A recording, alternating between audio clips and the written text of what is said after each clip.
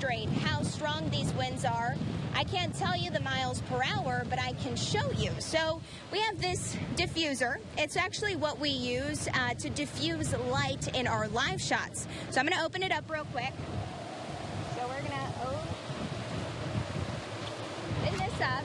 And if I put it to my back, I have no hands on this diffuser. No hands whatsoever. And you can see that it is just sticking to my back. That's how strong these wind gusts are. You know, when the winds are super strong, you can actually hear them howling. That's what we're hearing right now. We're hearing that howling sound. And I can't tell you how fast the wind speeds are here. That's a question for our chief meteorologist, Allison Ray and John Patrick. But I can try and show you guys with this umbrella. So if we lift it up, it immediately flips over. So you can just see how strong these wind gusts are here. Rescue missions are happening right now in our community. You're looking at men with the Marco Patriots that went out to this community here on Summerlin and John Morris. They took their airboat out there and they looked for people that were trapped inside their homes filled with water. I'm on Pine Island Road, the closest we can get to the bridge to Pine Island. We're about probably a mile away. Pine Island Road is broken into pieces. I asked to see if we know how many people are still on Pine Island that have not been able to get out, still on Sanibel that have not been able to get out. They don't have a total number of the people that may still be on the island. When search and rescue crews believe they may have found someone in all of the rubble, they bring in these gals. Meet Fierce and Fame. They're trained to detect if someone is under all the debris.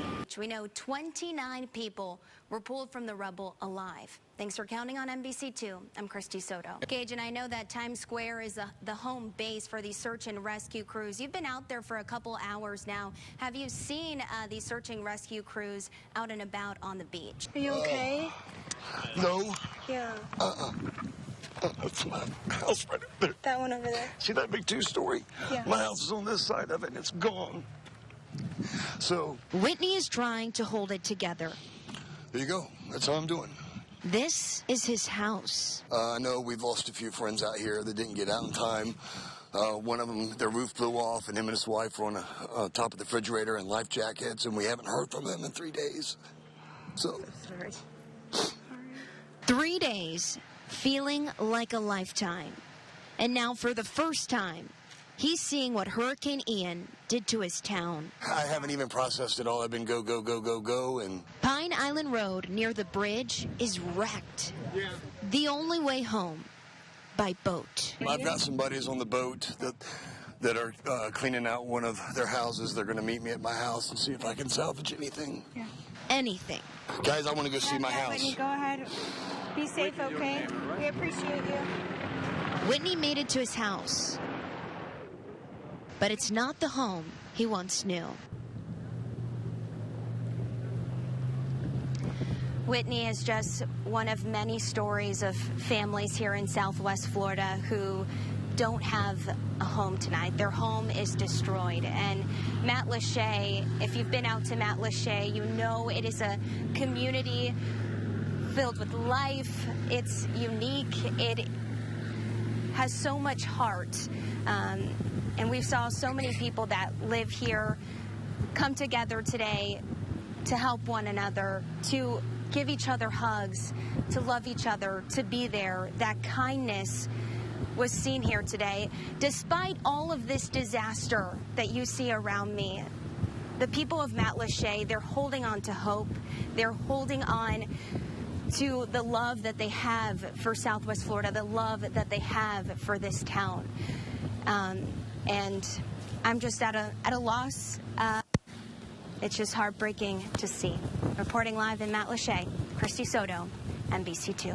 Christy, I do have a question for you. We are hearing in the background a sound, a humming. Is that a helicopter? Is that a boat? What's around you right now that's making that noise, and what, do you know what they're doing?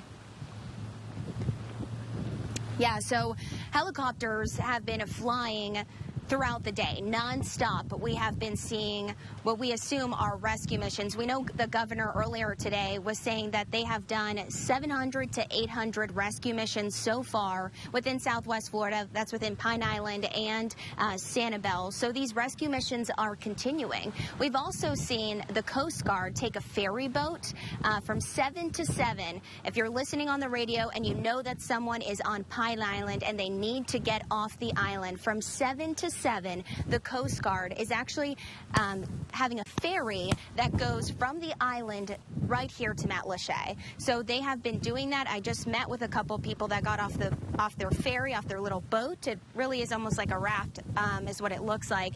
They had their dogs, 3 dogs, 4 people on this boat. Rescue missions are happening, Jeff.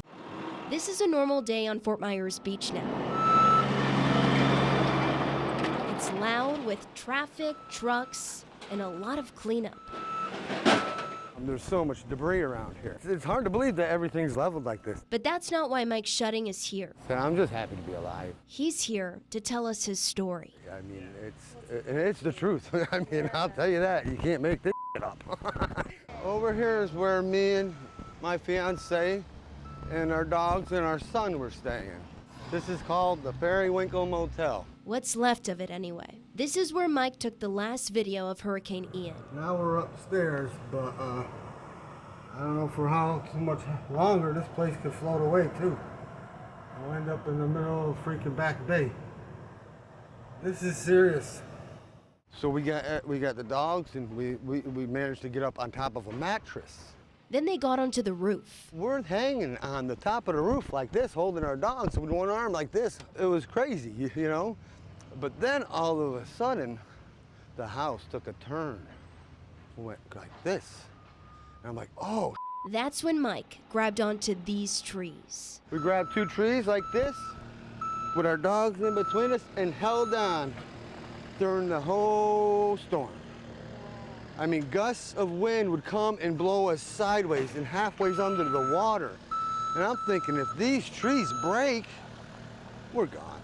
Clinging onto trees, to each other, to hope they will survive. We're just hanging on. All this stuff hitting, I hear her go, ow, ow, oh. You know, things were just gushing into us. They were being battered. You know, there was times during all this, I just felt like giving up. But he didn't. And after harrowing hours... And all of a sudden, I reached out and I was on the ground. You know how happy I was at that point? I lost everything in my life. And right now, I couldn't be happier because I'm alive and she's alive. My dogs are okay, my son's okay. And that's all that mattered to me. All that matters, life and family. Because that's what keeps you grounded. Mike, when you look at these trees, what goes through your head? Well, I'll tell you right now, I will never in my rest of my life ever cut a tree down again. Never. Because without those trees, I wouldn't be here. He wouldn't be here, rooted on Fort Myers Beach. Reporting for NBC2, I'm Christy Soto.